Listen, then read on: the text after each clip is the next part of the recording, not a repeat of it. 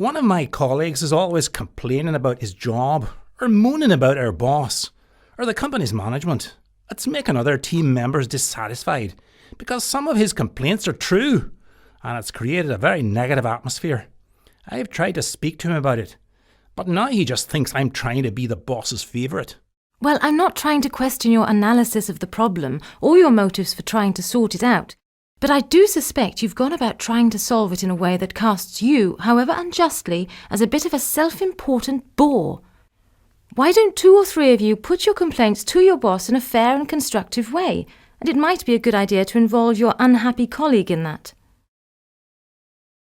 I'm glad you persuaded me to go to the recruitment fair. It was nothing like I thought it would be. Yes, it was really interesting. I was quite sure that I would become a translator before I went to the fair, because I was just about to finish my degree in modern languages.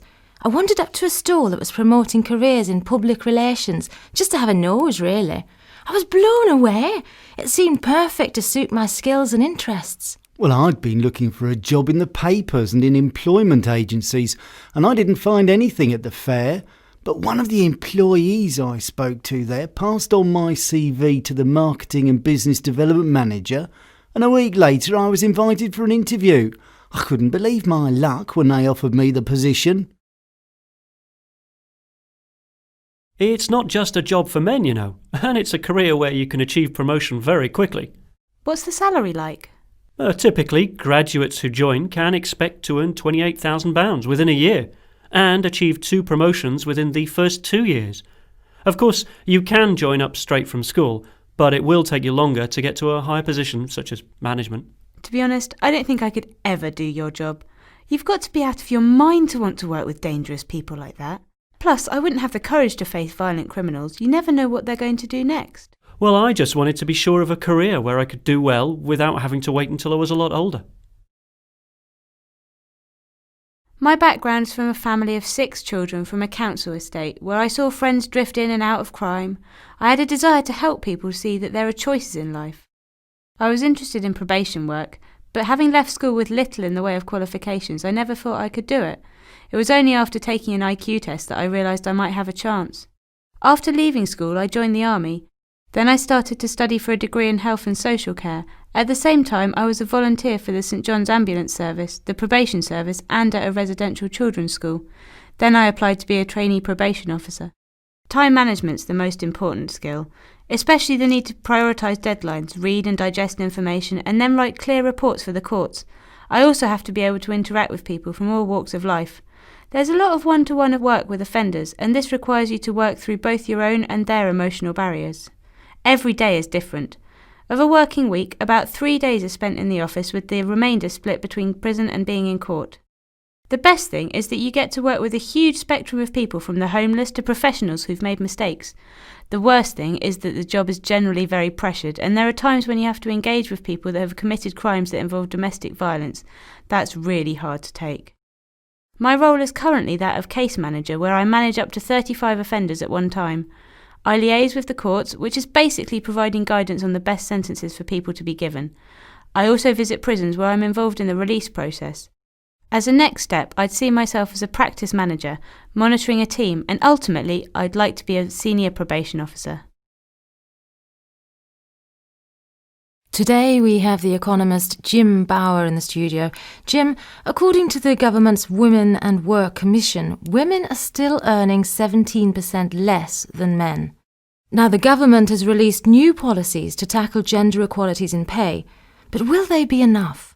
Well, according to the Fawcett Society, under the current system it will take about 80 years before women working full-time earn as much as their male counterparts, and 140 years before part-time female workers catch up with men.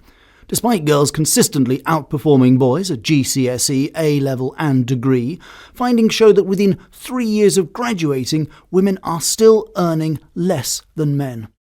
So would you say that inequality starts in the classroom? According to the Equal Opportunities Commission, 15% of young people in school are neither given advice nor encouraged into work experience placements in professions dominated by the opposite sex. The government's response in schools is being praised by most and involves introducing new schemes to give young girls better understanding of the wider choice of careers available to them. But there is still room for improvement. Do you think that the government is missing the point? Well, instead of closing the gap between wages of men and women in careers that require similar skill levels, the government is instead planning to spend £20 million to raise the skill level of women working in these roles, encouraging them to change careers altogether. This policy will only reduce the available woman power in these lower paid jobs. What we have to do is revalue the kind of work that women are doing, such as cleaning, catering and caring for others. We've got to value it more highly. Is it true to say that children cost mothers more than fathers? According to the London School of Economics, mothers who returned to their previous jobs as part-timers quickly fell behind their male colleagues financially, and those that entered new jobs on a part-time basis did even worse. Currently, many companies still conform to stuffed shirt policies that have no openings for part-time workers in senior positions.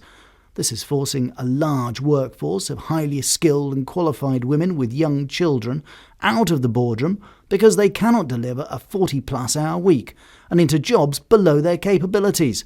Basically, the whole system still needs further reform if women are to have equal rights in the workplace and be able to bring up a family too. I'm afraid that's all we have time for today. Jim, thank you very much. My pleasure. If you put all the country's chief executives in one room, all they would produce would be a range of share options that would only benefit themselves and a load of corporate waffle and gossip. We are the people that actually organise and lay out coherently all the facts and figures. They wouldn't even remember half of what was said if we didn't record it for them. You'd be surprised what we know about a business. Our internal knowledge should never be underestimated. I suppose I could earn a small fortune blackmailing the many bosses I've had over the years.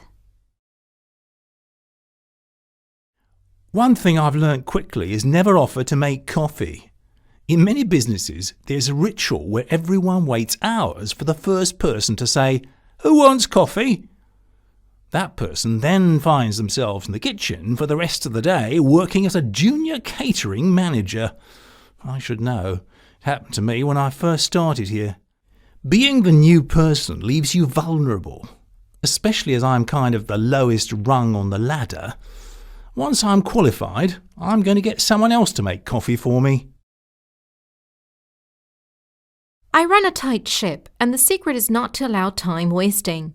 Half of every working day is spent in meetings, half of which are not worth having. Half the time is wasted, which means that nearly 1/3 of office life is spent in small rooms with people you don't like, doing things that don't matter. The only reason people have so many meetings is that they are the one time you can get away from your work, your phone, or your customers. People say that the secret of a good meeting is preparation. But if people really prepared for meetings, the first thing they would realize is that most are unnecessary. In fact, a tightly run meeting is one of the most frightening things in office life.